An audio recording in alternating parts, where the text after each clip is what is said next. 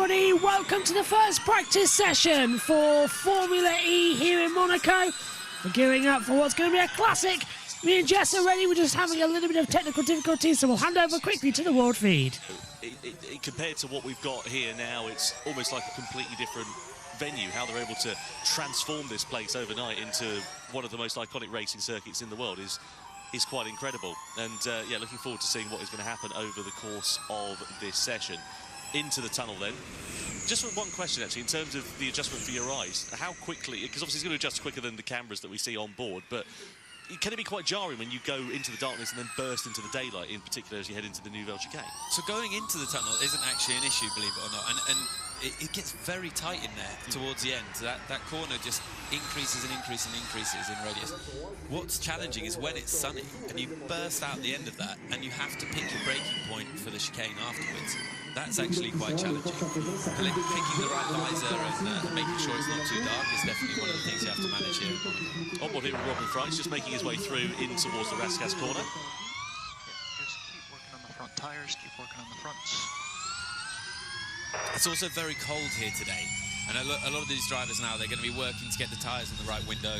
You have different systems inside the car to work the front tyres more with the brakes and build temperature inside the brake discs, and then and using your front powertrain less, let's say, and using the physical brakes more to help try and get some of that heat radiating from the disc into the front wheels, into the tyres. Something that they're going to be working on quite a lot in this free practice session to make sure they get the car in the window and the tyres in the window when it comes to qualifying. It's incredible as well, you know, if you compare it to Formula 1, say, for example, in terms of the size of the cars, how minute the Formula E machines look around here, which is definitely a good thing because it means that you can actually overtake here at Monaco. It doesn't end up being a procession as we've seen.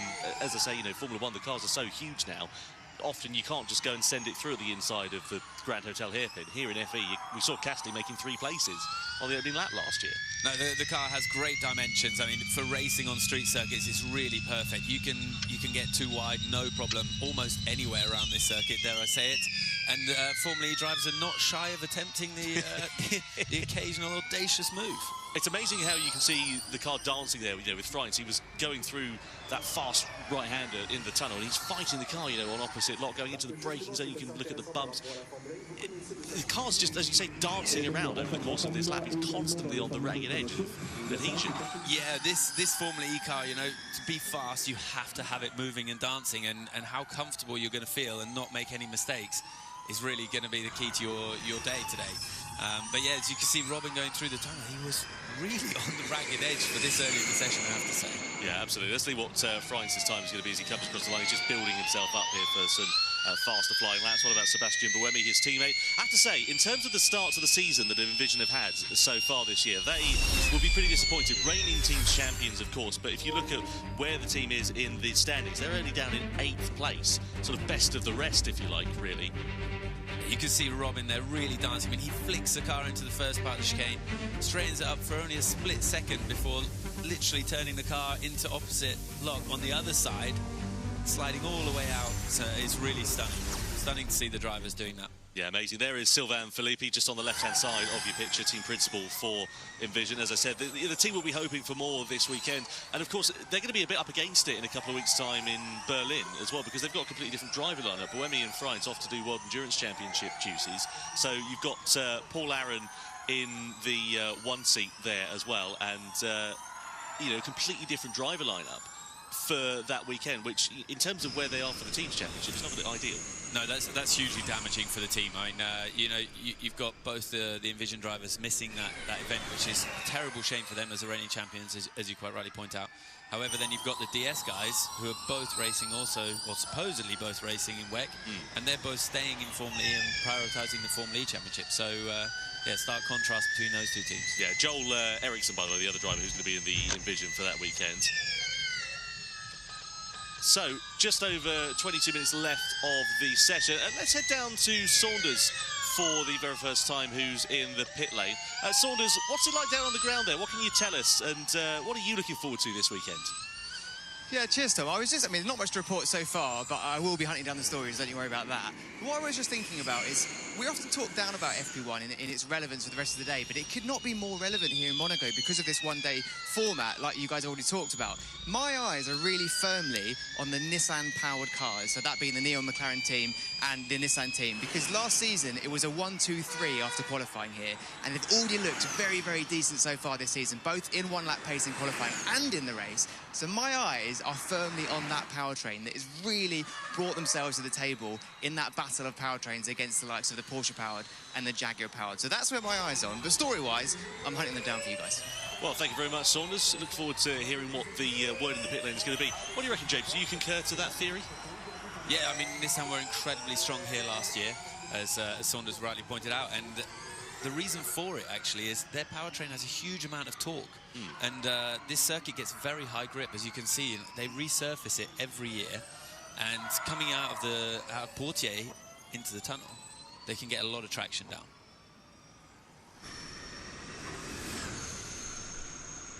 Yeah, so through into the right-hander, you can see the drivers just making their way through. You've got a Porsche here. That is Antonio Felix da Costa. Making his way through into that section. In fact, no, beg your pardon, Pascal Wehrlein. Naturally, of course, I always end up misidentifying those two because from afar the numbers look quite similar. But yeah, I think it'll be interesting to see what Nissan are going to be able to do over the course of this one. If you look back to last year, of course, Jake Hughes in the Neon McLaren, which is powered by the Nissan powertrain, took pole position. If you look back to Mazzano a couple of weeks ago, he also took pole position. So that Nissan is pretty quick in qualifying trim. Dropped back a little bit during the race, but if it's not going to be as energy critical here as it was in Mazzano, there's every possibility that they could do well. Well, they seem to have made a big step in their software, I think, from last year to this year as well in their race pace. I mean, we've seen that with Roland and the championship campaign that he's putting together. And I think that you are going to see a big step forward from them today in comparison to last year in their race pace. But, you know, I think Saunders could be right here. I think the Nissan powertrain is going to be the one to have.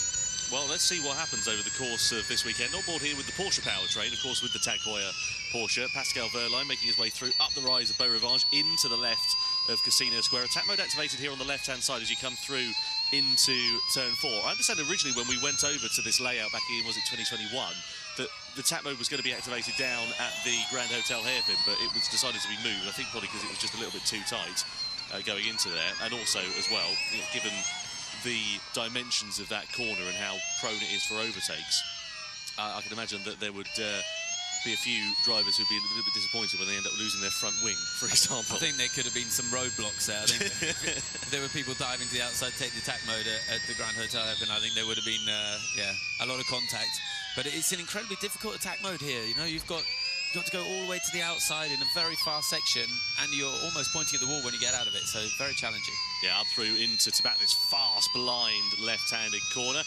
See Wehrlein there, snap of opposite lock on the apex, but he gathers it up and is all okay as he makes his way through into the swimming pool. This was, of course, reprofiled a couple of years ago to be opened up a little bit more on the entry, and then in towards Ratskas, this was reprofiled back for 2003, opened up the entry of it a lot more. It used to be a very fast sort of left-handed kink going into there, and then you had to slam on the brakes, and we saw drivers coming a cropper. Anthony Noakes, the man who was pivotal for this race circuit here in Monaco, as we look at Wehrlein then going to fourth quickest, just immediately bettered there by Norman Nato in the second of the Andrettis, now the first of the Andrettis as well. Speaking of the Andrettis, and in particular Jake Dennis, of course, he's leading the championship joint with Pascal Wehrlein. He's had something of a difficult season so far, though. He's been struggling with the feel on the brakes, and he was complaining about that in Mazzano. What do you reckon that he's going to be able to do in order to be able to fix that? Because feeling under braking is absolutely pivotal for a driver. Well, the feeling on the braking in these cars is actually normally quite a lot down to the software, because you've got the regen effect of the electric motors, both on the front and rear axle. And really, it's how the team has programmed that, and it's up to them to try and make a step forward with the software. It's quite a complicated issue because you don't have much time to address it. I think, someone's got a bit of advertising hoarding there, haven't they, coming just out of Casino Square as well. Someone's been gambling with the Armco a bit too much. You've been saving that one, haven't you? I like that. Just looked at the DS Penske's there, special livery on their car for this weekend in homage to Monaco. Very reminiscent of a 70s Lotus, and I like that. You know, predominantly black with sort of gold accents, which looks wonderful here. Red flag is out. That'll be due to debris on the circuit here. So that'll be cleared up. The drivers will come back into the pit lane. But of course, the timer still continues to count down.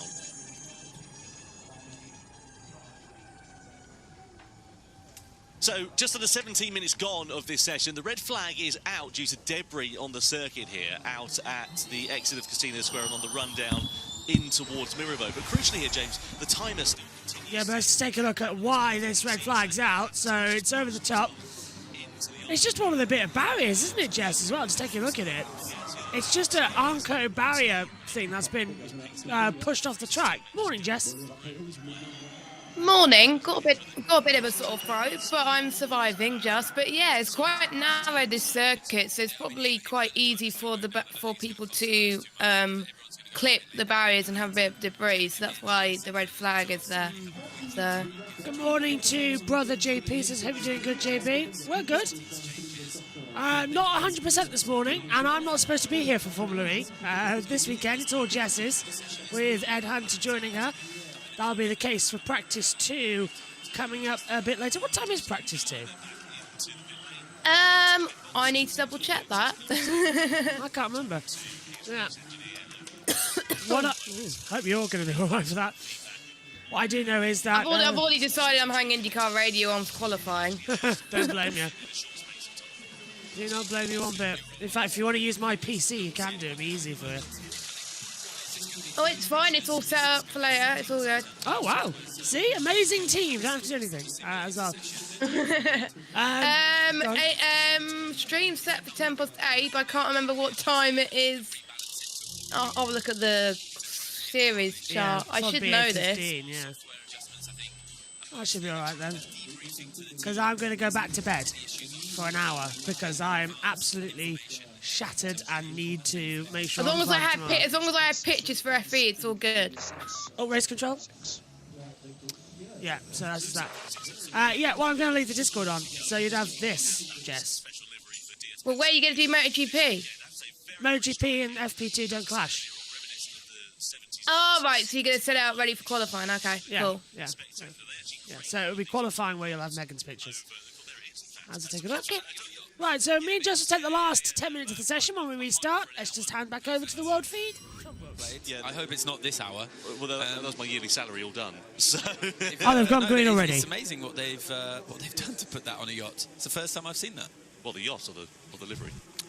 No, the car on the yacht. I'm not sure how they're going to drive it off, though. No, exactly. I think they craned it on. I was a bit worried because it was a little bit windy the other day. But anyway, all good. Green flag then is out and the session resumes with just over 14 minutes left of this session. So Mitch Evans is currently quickest so far here in FP1. Let's head down to Saunders in the pit lane. Saunders, what have you got for us on Jag at the moment? I'm hoping this is going to time perfectly. Look at that. Cars go out just as we start talking about them. Yeah, Mitch Evans is top, as you rightly say. Now, this is a driver that has been in the mix here in Monaco for multiple seasons, but yet has never stood on the top step of that podium. Whereas his teammate, Nick Cassidy, has done it most recently last season, winning all the way from P9. This is a very strong lineup on a circuit that absolutely it supports their powertrain. They will tell you themselves this is very much a circuit that they can do well on, and they're showing their intent already with this first practice session. Yeah, thanks very much, Saunders. Looking forward to seeing what's going to happen here for Jaguar then as the drivers exit pit lane. Green flag is back out and the session resumes after that debris has been cleared from the circuit. I have to say the efficiency here in particular of the marshals at Monaco, just given the confines of this circuit, the unique quirks and challenges, is always spectacular. The way they're able to move cars that get stricken at the side of the track in particular is very, very impressive. Of course, there's only a bit of debris that caused that red flag in FP1, but otherwise, yeah, very, very impressive to see. Now, looking here at the two Maseratis, both out on circuit, Max Günther and Jehan Daruvla. Daruvla getting his first points of the season last time out, back in Misano, with a 9th place finish. And very impressive, actually, because in the second race, we had 9 different teams scoring points in the top 10, which... It was an incredible race. I mean, I have to say, I watched it from home, and no, it was really, really exciting to see. Mode out is too forward, front locking too much. Yeah, just override BB mode out. Just override. So that is Max there just saying that whilst he's trying to warm those front tyres, He's got too much balance shift to the front axle. He's locking his tyres. He's probably going to risk damaging them, and it's not giving him the thermal benefit that he's looking for. So he'll just bring that back a little bit. You can hear Cyril just telling him to override it with a brake balance adjustment, which they have a button on the steering wheel, so he can quickly hit this button, bring the brake balance shift slightly to the rear, and really be able to push his brakes a little bit harder and generate that front tyre temp he's missing. Well, this is a fantastic technical insight. I'm really enjoying this. Looking forward to seeing what these drivers are going to be able to do over the course of the remaining 11 minutes of this session as they begin their first flying laps. Once again, after the red flag, there is Günther making his way through Sandovo, up the hill into Beau Rivage. See what he's going to be able to do over the course of this lap.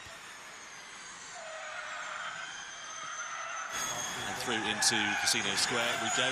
Again, a track mode activation there on the left-hand side of the circuit. You can see the drivers there just doing a few practice runs of that one of the Nissans, just going into that area, just making sure that everything is all good. So right at this point, what we're going to see, obviously after the red flag, everyone went in and changed their tyres.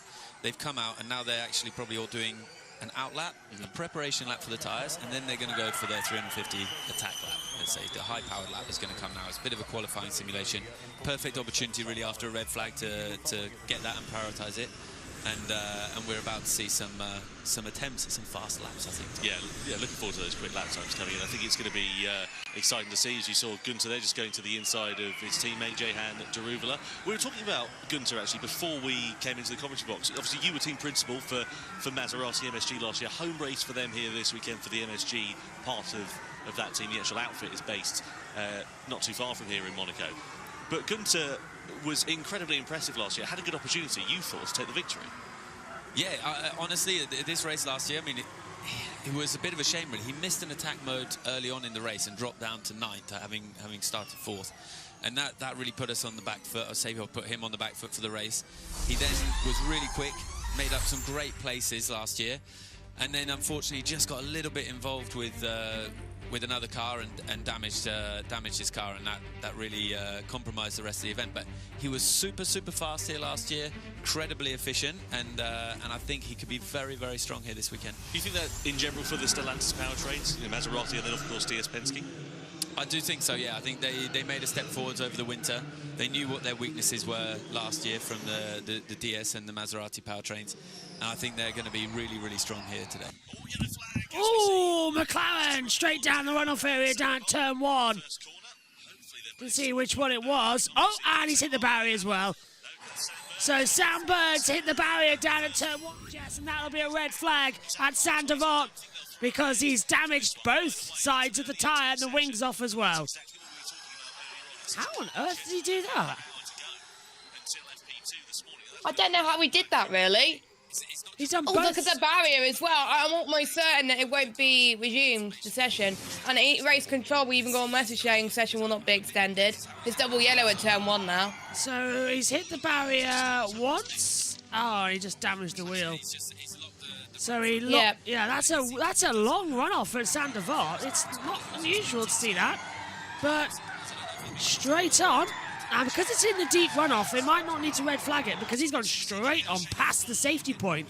He's almost in the chapel down there at Saint-Devant. So they might just get away with this without a red flag, which they want to do because they don't want to get the session delayed because there's such a tight turnaround between this and FP2, because in Monaco, we go back to the old Formula E format of 2 practice sessions of qualifying and a race all in the same day. And oh, he just slides in sideways and straight on. There's the chapel at Saint-Devant. You don't often get to see it, actually, on the onboard camera. And he's straight on. So it's Evans. He's on top at the moment. So looking a bit stronger there. I've just got to change this timing screen around. There we go, for the intervals. That's what I had to do. Yeah. I realised, why is it cut off? I was like, I had to hide and hide stuff. Yeah. How's it? Have you got used to the OBS then, Jess? Is it all working okay? Because it is now just all web file. Yeah, it's all good. I had to refresh quite a few times though, because it keeps freezing. Does it? Oh. Yeah. I never had that issue. It's stuck on 748, which is weird. Oh, that is unusual. Green flag. So we are fine at turn 1. As he comes through the tunnel down to the Nouvelle chicane. Of course, this is the only circuit on the calendar that we use identical layouts to Formula 1. So it's a true comparison now between the two. Still, however, we're doing a 132.4. Next year, however, with the Gen 3 Evo car, it's going to be a four-wheel drive, all-wheel drive car, 0 to 60 in 1.8 seconds. The fastest acceleration FIA single-seater car on the planet. Will we be finally beating Formula 1? I don't know. No power steering, remember. Oops, hello! What was that from John McVern? Tried to take attack mode and almost end up in the barrier. That's where attack mode is. Exit of the Casino Square. Down to Mirabeau and then into the Grand Hotel hairpin. Into turn 1. So this is Sandervoort that we're watching now with the Mahindra of Nick de Vries. Up Beau Rivage towards Massenet at the top. Yeah, it looks like later on, by the way, I'll be joining for a little bit of the race, but I'll be joining in the pit lane. So that's where I'll be. Not on camera, Jess, just to let you know. Okay. So I've only got it set for 2, not for 3. So. That's fine. Well, there is a... Yeah, that's fine. So I'll be joining with voice only later. But not for all of the race. So that's fine. So I'll just be hanging around in the pit lane watching. Let's have a word from de Vries. Anyway, we saw Sam Bird. Braking turn 10. So Not- keep working the front on this cool lap. Watch for Buemi behind, currently 4 seconds back. Also, you might be noticing that there's some different camera angles this weekend. That's because Alton Sandberg pushing the camera away. Yeah, you might be noticing that the cameras this weekend are actually a little bit better than what we normally have here in Monaco. That's because it's not Tele Monte Carlo, as we hear now from James Barkley. At the start of the session, especially on a one-day format like this, where there's so little time between sessions. First of all, is Sam all right? Because we saw a bit of movement of the hand there. Yeah, we believe so. I mean, he was out of the car pretty quickly, so Laney sort of lost contact with him, obviously, once he's unplugged the radio. So we'll have to wait until he gets back here to really assess the situation and understand what's gone on, but we'll do that as quickly as possible. Then going on to know what that means, it's very consequential, isn't it, on a one-day format? You don't want to see that. So now what happens? I mean, you've got to assess the damage of the car, I imagine, first. I think, yeah, it's very difficult to say at the moment until we get the car back and really understand what the damage is. First priority is obviously make sure Sam's okay, get his head back in the game. You know, Sam's a consummate professional, so I think we'll be able to reset his head in time for FP2. The question then is just, can we get the car ready? So we need to get that back, and the guys will do the best job that they can to get to FP2. So then looking forward, hopefully everything's fine, car's ready to go for qualifying, and then the race. What sort of race are we expecting to see here? I think the race itself today, I mean, it's interesting. The track has dried out a lot more than we potentially expected, and I think it's just going to continue to get drier and drier throughout the day. So that's going to give us an opportunity, I think, to not change things up too much from what we'd planned. I think we're going to see what we're referring to as that peloton style of racing. It's going to be very different to Misano, of course, because of the constraints of the Monaco track here. So qualifying is going to be key. Which again, we've sort of put ourselves a little bit on the back foot with one car at the moment, but we'll focus on getting the job done, and then I think it's going to be an exciting race whatever happens. Thanks, Ian. Back to you, Tom. Yeah, thank you very much. So, Ian James there watching on as we look at Dennis down into the Nouvelle chicane, hard on the brakes, turning in. So basically, if you're wondering why I'm here for the first session but not here for the rest of it, basically, this is the first session. There's no clashes. It doesn't clash. Yeah, and there's no clashes at the second practice session either, but that will be Jess and Ed commentating. Gives me a break. As a warm-up. Yeah, and then qualifying their go. As Dennis flicks the car into Raskas, up towards Anthony Nogues and down the hill towards the control line. And Dennis's time is a second fastest. Second. Wow. 1:52.3. Well, I was going to say, I think it is now no longer Tele Monte Carlo who have this, but I'm not entirely 100% sure. You don't have the freedom to overtake as much as in When is that? I have no clue. I'm just trying to see if I had anything from the press releases or anything, but doesn't seem to tell. Saunders tried to get a word there with Sam. Didn't want to hear it. Yeah, I don't know because it's making me dizzy. So, and I'm noticing that they still go with the average. Yeah, this is Tony Monte Carlo. Then again, Whisper's been so bad, and so has Aurora this season.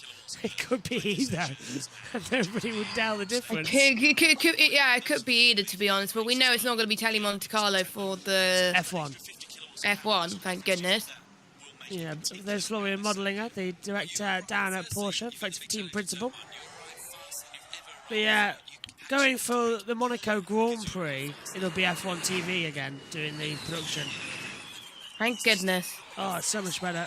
Then again, looking at this, it's feeling like this is actually like a combination of the two. As Gunther comes down to the hairpin. And this is the drone cam. This is not a helicopter. Oh, yellow flag, turn 6. So that's at the top down at the hairpin. There it is! Car round down at the Grand Hotel hairpin. Couldn't see who it was. It's not Sam Bird, so he's in sector 2. I think they got going again because I see all the cars moving on the driver tracker. It's Roland. Ollie Roland having a moment down there. And he's got going. But yeah, it looked like he was half on the hairpin. It was quite weird, actually. Gunther flies it in. Oh, really taking the curb exits. So yeah, hopefully my skybox is working now ahead of this one. But yeah, I'll leave the Discord called on, Jess, and you can have the audio from the background and everything. Yeah. Is that good audio if I shut up? It'll do. Nice. Megan's will take it later. Hopefully it'll be just as good. Shouldn't be too big of an issue. No. Ooh, yeah. And I've got a place where I can throw it to Tom Brooks if needed as well. Excellent. I've tested that just now and it works fine. That'll be for quali in the E-Prix. I do that in the brakes, to be fair. And yeah. Oh, you should have the blog as well.